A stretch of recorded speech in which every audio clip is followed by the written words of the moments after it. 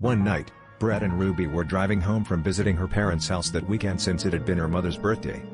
As they cruised down the long, dark highway, they chatted back and forth, exchanging stories.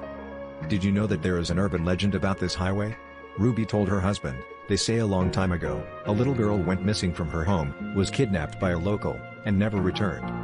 "It's just an urban legend," Brett told her. "Maybe the old folk made it up to get kids home before dark."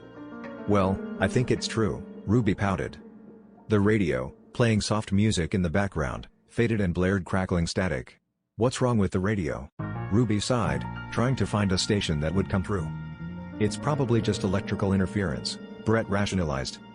It did not take too long for the radio to return to normal, but on the right side of the highway, a small girl was waving at them to pull over. "What's a kid doing out this late?" Ruby questioned. "Should we give her a ride?" replied Brett. "Yeah, we should, especially since it's so late," she agreed with her husband as he slowed down the car. Yet, something about this did not sit right with him, even though he had decided to stop. Ruby pressed a button, and the window rolled down as the little girl walked over. "Hey, sweetie, do you need a ride home?" she asked. "Yes. That would be nice if you could.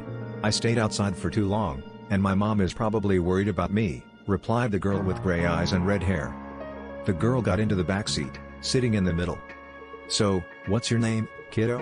Brett asked, looking at the small girl in his rearview mirror. "Katrina," the red-haired girl replied.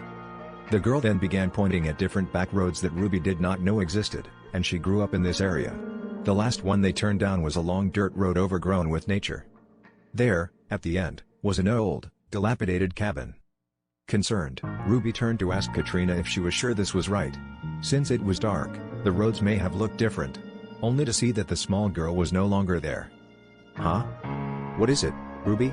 her husband asked, noticing her confusion. She looked into the rearview mirror to see why she had been so bewildered. There was now an empty seat in the back seat where Katrina had been.